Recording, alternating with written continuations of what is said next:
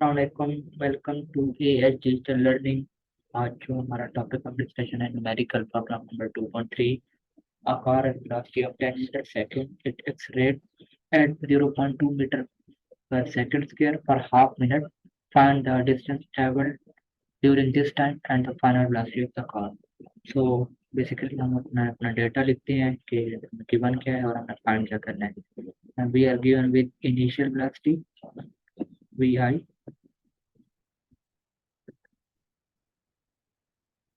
Equal to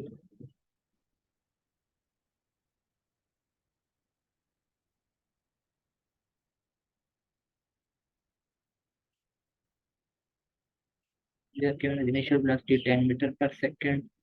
Then we have acceleration equal to 0.2 meter per second square. After that, we are given with time. Time is half minute, means 30 seconds.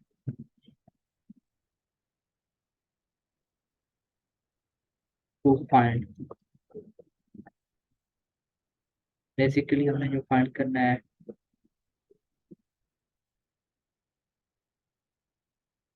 एक हमने distance calculate करना है, and also we have to calculate VF.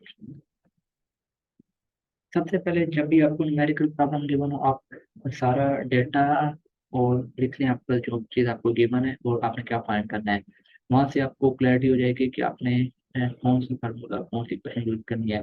सो यहाँ से हमें clear है कि हम अपने डिस्टेंस और फाइनल वेलोसिटी कैलकुलेट करनी है। सो मैं आपके रिवीजन के लिए इक्वेशन ऑफ मोशन अगेन इधर साइड पर लिख देता हूँ।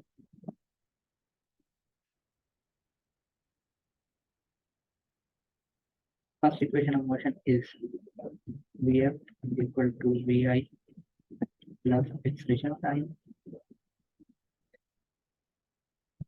Second equation of motion x is equal to Vit plus 1 by 2 at square power में आएगा। मैं यहाँ पर आपके साथ जो यूज करूँ इसका मीन है कि ये पावर में है। Also third equation of motion 2as is equal to Vf square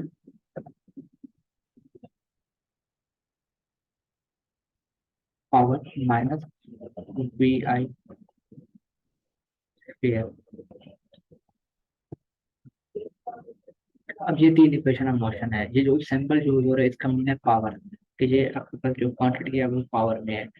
basically हमें वी एफ और एस फाइंड करना है, तो एस हम लोग सेकंड इक्वेशन ऑफ मोशन से भी कैलकुलेट कर सकते हैं, थर्ड से भी, क्योंकि डेटा हमने दोनों के लिए कि मैंने जो क्वांटिटी हमें रिक्वायर्ड है अवेलेबल है V I T and expression and time, और थर्ड में भी सिमिलर एक्सप्रेशन चाहिए और आपको फाइनल वेलोसिटी आप कैलकुलेट कर सकते हैं V F equal to V I plus A T से, और इनिशियल वेलोसिटी आपको गिवन है। और फाइनल वेलोसिटी कैलकुलेट करने के लिए हम लोग first equation of motion use कर सकते हैं V F equal to V I plus A T. Third भी यूज कर सकते हैं इनकेस अगर हमारा डिस्टेंस हम पहले से कैलकुलेट कर लें by the help second equation of motion. So जो हमें मैथमेटिकल सॉल्यूशन टाइम में जितना आसानी होगी वो फर्स्ट और सेकंड इक्वेशन ऑफ मोशन है, हम इनकी हेल्प से अपने न्यूमेरिकल को प्रोसीड करते हैं।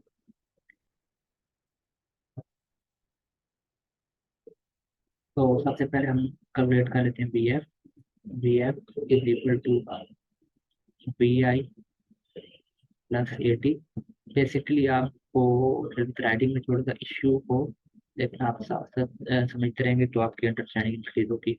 सो वी एफ वी आई हमारे पास है 10, एक्सलेशन हमारे पास है 0.2 एंड टाइम हमारे पास है 30। ये एक्सलेशन और टाइम आपस में मल्टीप्लाई होंगे, 0.2 multiply by 30 will be answer, जो होगा इसका आंसर होगा 6।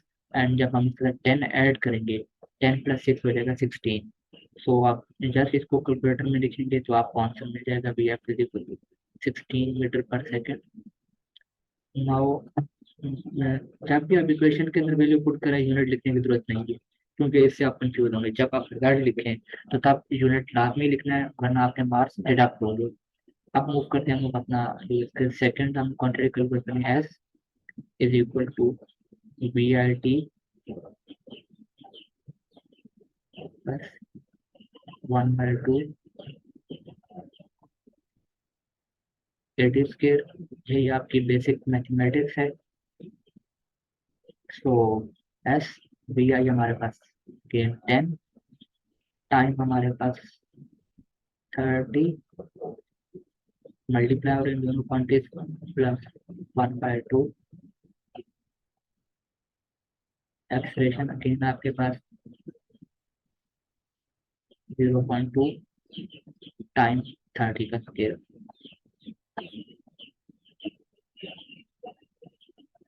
Now 10 into 30 will be equal to 300. Simple.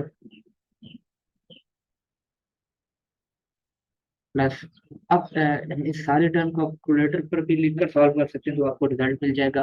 अगर आप मैथमेटिकल वे में सॉल्व करना चाहते हैं तब भी मैं आपको बता देता हूँ।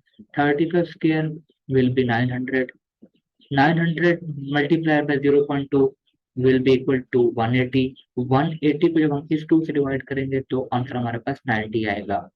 So again I repeat, 30 square 900 multiplied by 0.2 180, 180 divided by 2 या मल्टीप्लाई बाय 1/2 करने बात एक ही है। तो आप उसके बाद आंसर 90 आएगा। तो इस केस में हमारे पास जो डिस्टेंस आ रहा है वो हमारे पास आ रहा है 390, और जो हम डिस्टेंस का यूनिट लिखेंगे वो बेसिकली होता है मीटर। सो हमारा जो रिजल्ट होगा S is equal to 390 metre. And that's all for today's lecture. Keep watching, inshallah, and next video or next numerical upload. Allah Hafiz.